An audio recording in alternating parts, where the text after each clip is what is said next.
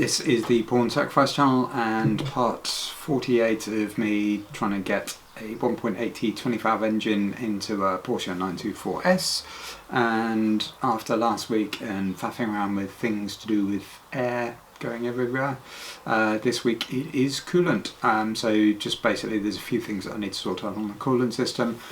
Stuff that I run through, it's going to be fairly straightforward. There's of course a little bit of fabrication just to make things fit that don't belong, but yeah, actually relatively straightforward. This video is going to be going out later than they have been, mostly because the power supply for my laptop has given up, and with COVID and lockdown and everything else, it's a bit more difficult getting a replacement. So hopefully this won't be too late and too far in advance of the other one.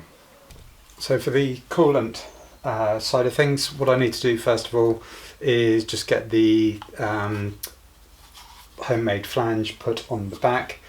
So this is basically, instead of everything pointing out at the firewall, everything's going straight down now. So we've got the takeoff for the heater matrix and then also the plug for the sensor.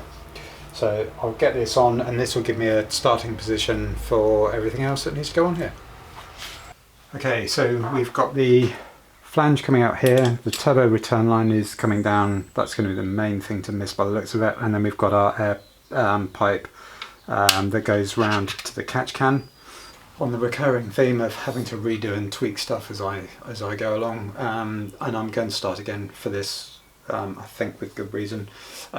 So this is the one that I made last time, and this is the new one that I'm going to start again with. So the end needs to be straightened out. This needs to miss all the throttle body gubbins.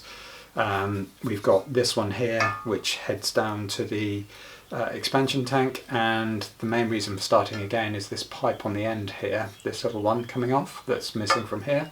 That's the one that goes back to the oil cooler down the bottom. And the other thing I need to do is essentially take this off and just add it on the end for where the silicone joint is now going around, because originally that was going to go around the corner, but that's not happening now. So yeah, I need to start cutting this down again. I think if I remember rightly from last time, I took this off and welded it back on, and I didn't need to, so that might be a clue as to potentially where I can start.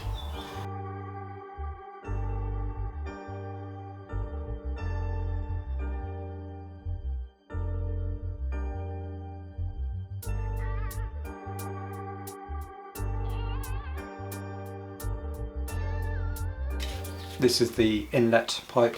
I was originally planning to make this out of aluminium and then get it welded, but that's kind of fallen by the wayside. I may still get this, have a look at getting this CNC'd actually, now that I've got the file that I used to make the 3D print.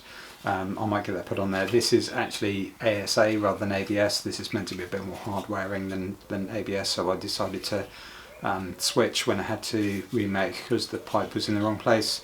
And on the production one, or the one that's on the car, I've got the little metal bits in there, solid compression, so that if I tighten the bolts down, the metal's going to stop me from completely crushing the plastic.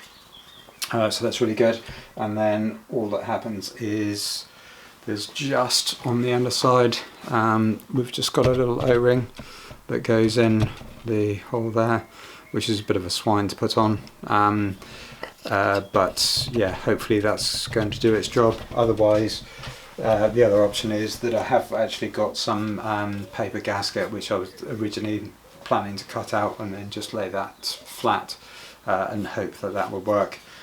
So yeah, water pump and then return line from the lower coolant pipe. So this is the lower coolant return line, or the lower coolant line. I think, I can't remember exactly what it's called officially, but anyway, so this end basically takes the coolant.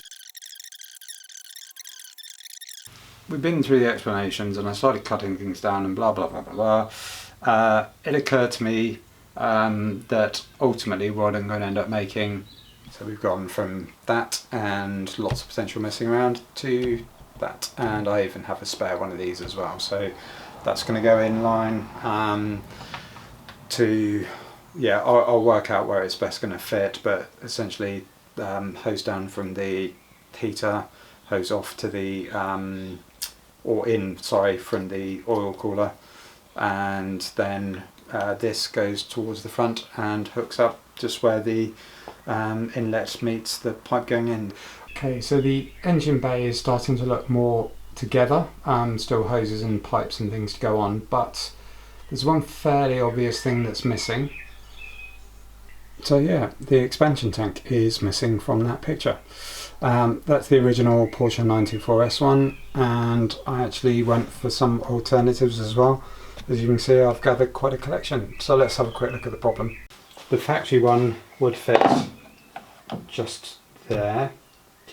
So then there was this, which I actually bought probably about a year or so ago. Having had a look at this one online, this is the factory Passat one. Then occurred to me, as I was looking through for expansion tanks, that actually a friend of mine, Mike, has got a T4 camper. So I asked him to go and measure the expansion tank, which he did, and I was kind of optimistic. So having asked Mike to go and measure his expansion tank, I then realised that I had a perfectly good Mini sat outside, so I went and measured that one. Similar kind of size of engine, turbocharged and horsepower and whatnot. So I went and had a look, and this one actually seems to work. So there are a couple options. It can either go somewhere around here, obviously depending on how I mount it. But it will also fit here as well if I need it to. That probably is the preferred option to start with, and if it's not quite high enough, then I can move it around over here. There we go, the clue was in the driveway all along in the little Mini. So yeah, John Cooper works, although I suspect it's just a standard Mini expansion tank. It's quite compact, but hopefully it will do the job okay. If not, I may need to have a look at something else, but we will see.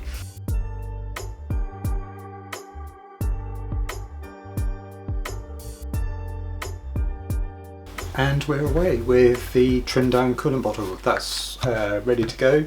Obviously it needs somewhere to sit. It needs to go that way round, as we've established. Had a look around and found a bit of scrap. This was some cut in half box section, so it's nice and rigid left to right, not that this is particularly heavy. So that seems to fit in there quite nicely. So I think the next thing I need to do is just sort of mark out something so that I can get this put together.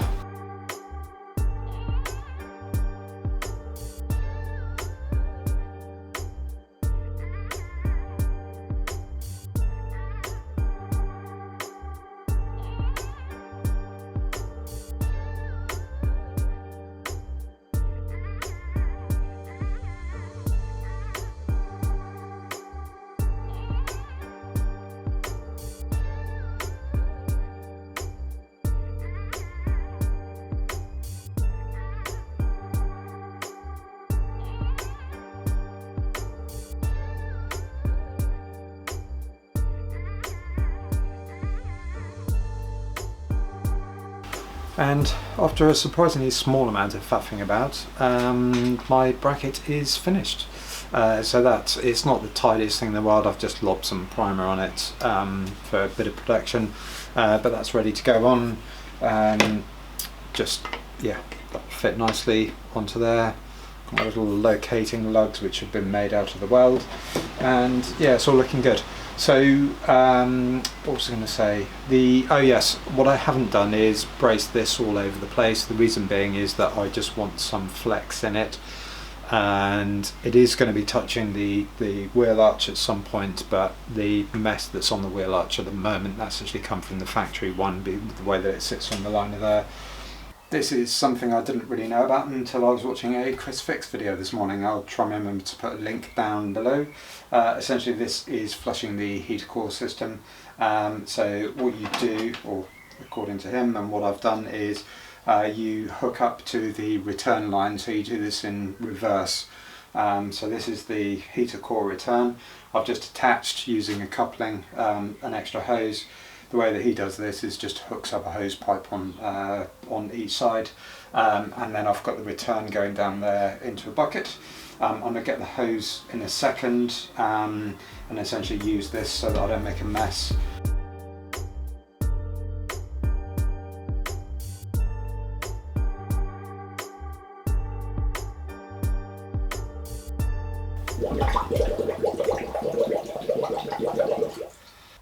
That's gone through and it's actually come out really clear. To be fair, the heater on this has pretty much worked fine. The main reason for doing it was because I had access. What you'll quite often find is with older cars is you'll just get a lot of brown gunk and mess out. But this came through really clear, although it did one benefit, or one thing which I hadn't really considered, and that was that when it first started coming out, it was coming out blue. And that's because basically there was still coolant in there from the 924S engine, and the reason that that's good is that this uses pink coolant, and what can happen if you mix them apparently is that it can cause it to gel slightly, which obviously isn't as efficient because it's not as fluid. So really pleased to have that done. As I said, there's a bit more to this. I mean, I blew the water out because it's not distilled water, and I'm going to have to fill the entire system up, but there's some other stuff in the video which Chris did, so certainly check that out from the description. So this is the valve. It was actually there. So essentially all this is, it's just a little slider. So there's a let me see, let's try and focus on that. It basically, you just kind of open and close it, so as that moves, you can't really see it on this, but there's little holes around the edge. At this kind of half open stage, they're kind of hidden in there, so it's just letting trickles of water through rather than the whole thing.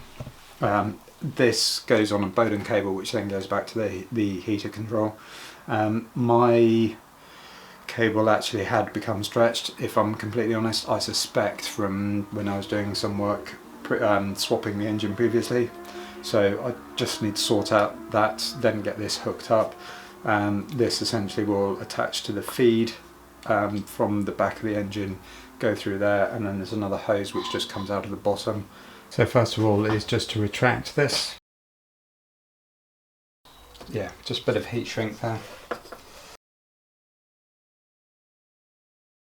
So there's a little clip here which comes off, and that should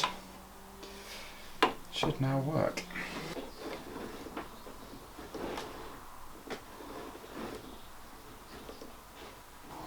I'm here to say we're done. There isn't the big final shot of, well, I say the big shot, it makes it sound really grand. There isn't the kind of all the water hoses and everything in place, and this is just me being a bit lazy, because next time I'm going to start putting things onto the engine that help it to make it go. So what I don't want to do is start putting all the hoses and things in, getting all those sorted now, and then have to go back and take them off so that I can fit knock sensors and other sensors and other bits of wiring and stuff like that. So yeah, that's all really good. The first thing that's gone on is the water pump inlet thing. That's all bolted down properly and sorted. So yeah, that's good. The two things that I didn't really cover on this, which is coolant related, is this sits in line. So we've got the hose coming out of the bottom of the radiator, it goes in here. This is the feed line for the expansion tank, and then this goes to the water pump, which is the way that works. This also sits in line with the water pump, probably not right next to each other. This is the temp sensor for the pump, and then also controls the fan as well. Yeah, I just basically want to see how neat I can make this. What I might do is just have it a bit lumpy now. This is made by somebody fairly local, so I might see if they can make me something like that, and with a boss in it for the temp sensor. I think that should be relatively straightforward, so I'll have a look at that. But yeah, next time, the main bit that I've still got to do is just get the turbo intake pipe in and plumbed up with the air filter on there. A lot of this stuff is going to be temporary and it'll likely change, but yeah, getting a lot closer to being able to try and see if the engine actually works. Hopefully laptop problems have been solved and this isn't too late coming out, but I am going to be pressing on anyway, and hopefully back with another instalment fairly soon. As always, thanks for watching, catch you next time, cheers.